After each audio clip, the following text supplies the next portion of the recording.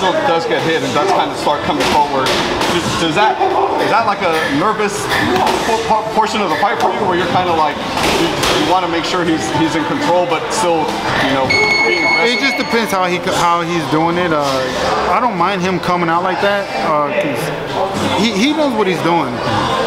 I mean, I see stuff where saying people say he has no defense or he gets hit so much. Look, I'm gonna go ahead and just kill that shit. Go look at those copy box numbers, and he gets hit almost less than the majority of the guys at 147. Now, here's the only difference is that he's not a flashy defensive player. That means he don't move he don't throw his fucking head 2 feet this way or 2 feet that way, or bend his knees below someone's waist and puts his head under there. We're not, you know, it's fundamental boxing for us. I tell you another person that does that. I'm gonna go ahead and just, Errol Spence does the same thing. He doesn't have to move his head like crazy. It's just enough. You know, we come from the same gym. That's what we're taught. We're taught. You know, why are you gonna waste so much energy throwing yourself? You gotta be ready for the next punch. Be ready for the next fucking punch. So, you know, that's what that is. Yeah, I was gonna say, like, I feel like you see the criticism, but there's a lot of praise as well for your boy. I mean, you know, like a lot of people say that. Well, there is. You know, a lot of people, and I hear all the time. You know, people, the offense, they use a lot of offense, but sometimes the offense can be your defense. You know, sometimes I'll put it to you like this: if there's a guy that boxes and he's you know, he's on his bike and he moves around and that's his style, or let's say, or you fight you sometimes and you go and you take it, you're starting to take him, he says get on his bike, that doesn't mean he's controlling the ring. He don't have a fucking choice. They want to make it seem like he's controlling. No, he don't have a fucking choice, because if he does, he's getting put out. So it's just, you know, we get the praises, but at the same time, you know, you still see that, and sometimes I want to say, it's like a smart person when they're around a bunch of dumbass people. It's a fucking curse, because if you're like so smart and you realize all these people are you're like, fuck, you know. And I'm not saying I'm the smartest person or anything, but I'm just telling you, I know my shit. I know my shit. I don't know everybody else's shit. I know my shit, and they don't know what our plan is. You know, there's a reason he's 18 and 0 with 18 knockouts. If it was that easy, everybody would be 18 and 0 and 18 knockouts. There's guys that have no power that are able to survive. There's guys that have a lot of power that are not able to.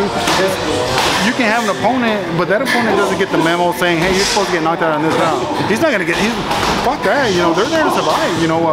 So it's a lot harder. It's hard knocking everybody out. It is, and the good thing about it is that we don't go for it. We just go and we do our thing, and you know, hopefully we get it to make it early night, because you don't get paid for overtime.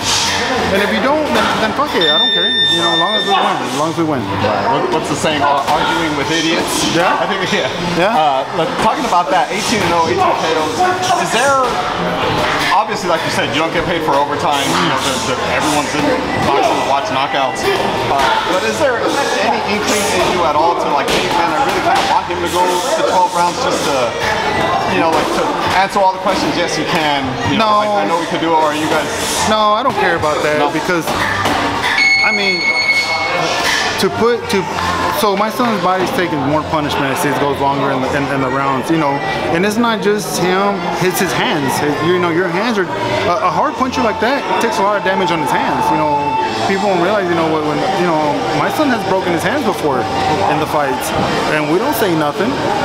You know, we just, because you don't need to. I mean, why? Like, what are you gonna parade it? You know, but it happens. These punchers do that. The thing is that if you can make that fight stop it, then fucking stop it. Because you never know. The guy can elbow you and cut you, and the ref not see it, and they count it as a punch, and then you can't see no more. The doctor stops the fight, and you lost the fight.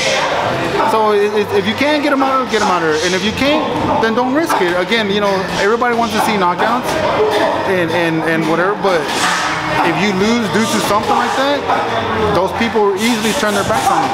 So you don't worry about nobody else. You just worry about yourself. Definitely, man. That's 100% true.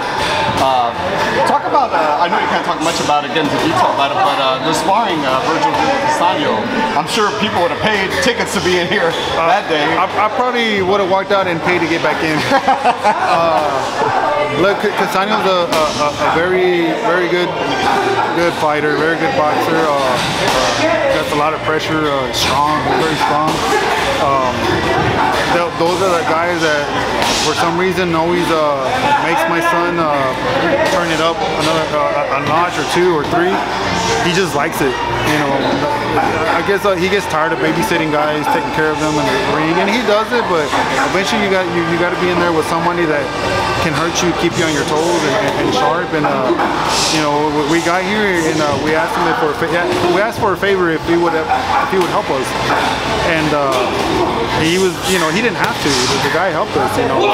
So I think that alone says like his character and that he's open, you know, because obviously he's not gonna get it with anybody either, you know, just not anybody. And but it says a lot. It says a lot, and I was happy. But it was a good sparring, real good sparring session. Yeah, Brian's a great guy. He definitely is very respectful. I've seen him catch a few guys and hurt them, and kind of just let them make it, like, you know, not trying to like put them all the way full out, but he's definitely a good. I can see how he was able to do what he did with Charlie. I definitely can see that. Yeah, no, he's a great fighter. Man, my last subject I want to get your take on, like you said, Vergil sometimes kind of carries guys in there with sparring and things like that. Obviously, we want to see Vergil with, you know, the cream of the crop in the division. You have business to take care of March 19th, but how far after that do you think, you know, are you guys still #1 with the WBO? I think so. I don't really pay attention to that stuff because it just, I don't really watch it. I think he's in the #1 in the WBC and the WBO, and maybe another one. But are you guys still kind of no rush? Or are you guys getting to the point where you guys want one of these guys, kind of want to track down one of these dudes? So the way we go about it is, yeah, do you want to fight? Yeah. Are you gonna sit here and worry about it? No. You can want a lot of things. It doesn't matter. It's what's going on up there. Who they want to face. Those guys. I mean, there's some. You can hear all this shit all the time. Oh, then you can mandate your stuff. That shit don't matter. That shit does not matter. You can go and mandate your stuff. You don't own the fucking business. You can go and demand all you fucking want, and the only thing you're gonna do two things. Either more likely you're not gonna get it and be upset, and the other thing is that you're gonna rub somebody the wrong way, and you're definitely not gonna get shit. Just wait your turn. If it's there, it's there. Do you want it? Yeah. But a lot of the people that are calling a lot of stuff out, all these guys, they already know they're not getting it because there's a fight already lined up for the other guy. A lot of fights are already signed or negotiated before another fight is even mandated, so it can't happen. These other sanctioning bodies, you know, and these promoters, they don't always know. I mean, they don't always know what these promoters are doing or what they have in line. They don't know because they have, how many boxers is there out there? How many promoters is out there? So they don't ever know. I mean, you just don't know. So when you hear somebody calling someone out, and then 3 weeks later you hear that this guy is already in the fight, well, that fight has already been in negotiation for 2 months. So, and they already know that, so they're gonna make the call out, and it puts their name in it. So, you know, again, my son doesn't call anybody out. He really doesn't. They'll ask him who would he like to fight, if he would like to, and he says, well, I'd fight so and so, or would you fight this guy? He's like, yeah, I'll fight this guy. And then all of a sudden you see Vergil Ortiz calls out someone. When it's a lie, you know, my son's not like that. But it's just, you know, we gotta wait our turn a little bit, just a little bit, for it to finally clear up there. Then, you know, we'll wait, but you can only wait for so long. I mean, you can only wait for so long. You know what I mean? So that's it. Hopefully you're getting closer, man. Vergil. Yeah, I appreciate your time, man. It was great being here. Thank you for having me. Tell the fans where they can follow you. Facebook, just Vergil Ortiz, and on Instagram, Vergil Ortiz Sr. SR. Thank you, brother. I appreciate it.